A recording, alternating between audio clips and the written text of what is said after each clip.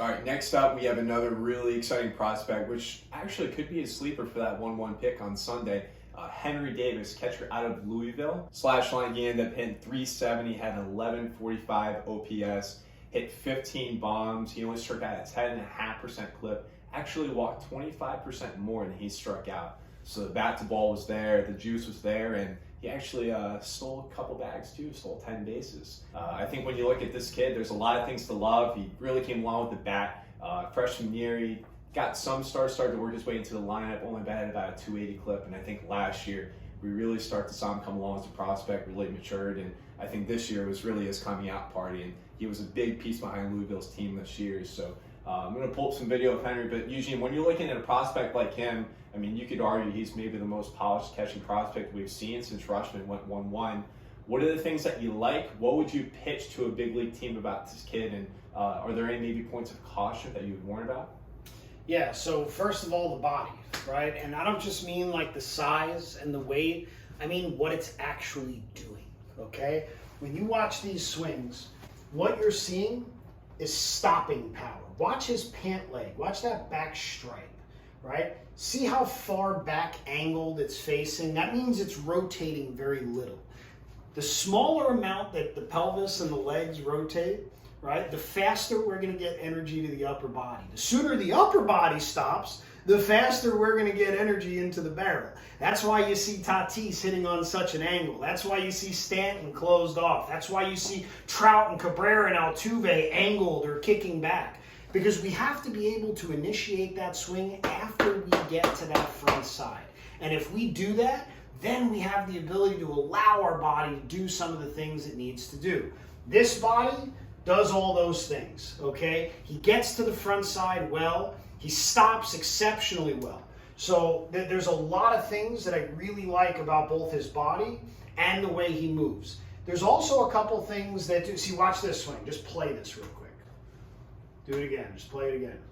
See that moment where it almost looks like he's kind of cut off? It almost looks like Chase Utley-esque, right? But what he's doing at impact right here, he's leveraging his weight into the baseball. He's bracing. He's creating stability in his core and his trunk and in the middle of his body. When you get a guy like this into a biomechanics lab, what you're going to see is just explosive kinetic chain action. You're going to see the body doing more things right than a lot of other guys. This is what I mean. That type of stopping moment, like striking moment, is what you see from a lot of the best, right? It's not just that they can hit through multiple balls, they can strike those. They're not dragging their barrel through the zone. They're striking the ball when it's here. They're striking the ball when it's out here. They're actually delivering the force, and that's what you really, really see with Davis. The one thing that does,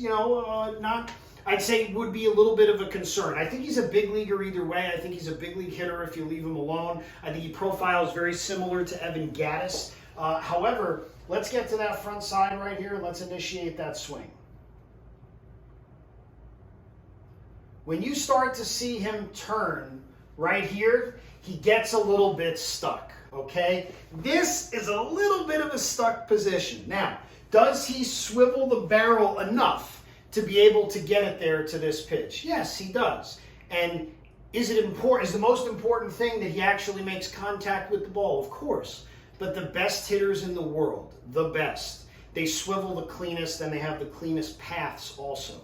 And this one isn't, right? This one just isn't. So this could also be a situation where he's really good at hunting pitches. He's an elite catcher, has a brain for the game, knows how to hunt for things, right? And his body does enough of the things so he can get away with some of the inefficiencies. But when you get up to the big league level and you're facing, DeGrom, Kershaw, all the elite arms at that level, you don't have the same kind of room. You can still hunt stuff, but you're not going to get away with all the same things. So presently, I like it. I think it's big league. I think you can do it. For me, it's better than Hunter Renfroe, for whatever that's worth. I think Hunter Renfroe gets his barrel way more stuck than a guy like this. So I see him being a guy that's going to hit, maybe 25. 30 like this, and maybe like a 265, 270 clip in the big leagues like this. So better than 220, right? But not where it could potentially be. I think he could be even better than he currently is, but for me, he's currently a big leaguer. So. Yeah, and you talked about stuck, and I know we've had conversations. Do you think that some of the things that could create that stuck feeling lie in his forward move? Would you mind kind of breaking that down to the viewers and talking about really the importance of maybe getting to your front side or giving yourself space down here so you can give yourself space up top? Yeah, for sure. So he has a really big forward move, right? He has a lot of movement coming back to go forward. Whereas when you watch Mayer earlier, it was real quiet into that front side, right? It was nice and easy to that front side. So you know he's consistently going to get there.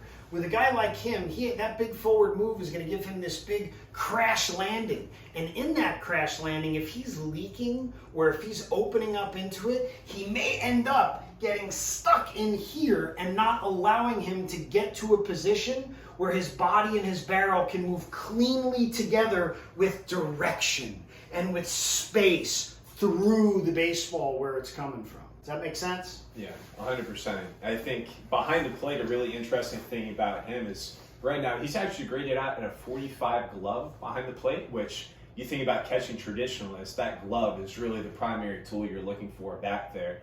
But I think the way he maybe makes up for it is he has a 70 arm. He has a plus arm. This past year, he threw out guys at a 46.5% clip. Yeah, he's got choo-choo. Yeah. So that's going to be a really interesting thing, too, going forward, seeing if they decide to implement robo-umpires or doing something electronic. I don't even want to get into that. I hate that idea. I hate robo-umpires. It takes away an entire position. But let's not go.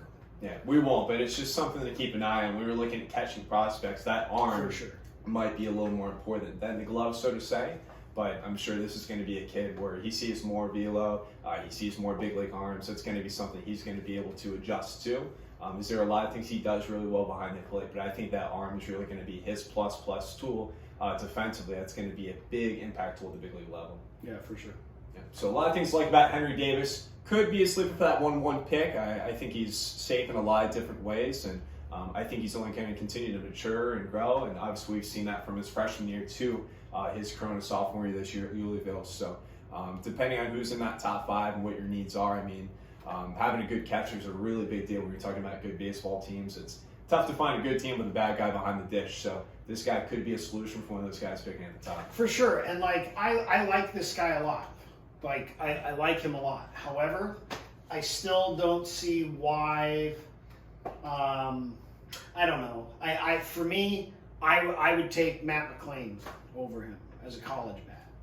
Sure. So I like it a lot. It's good. But there's just better, for me, there's better hitting prospects. Yeah.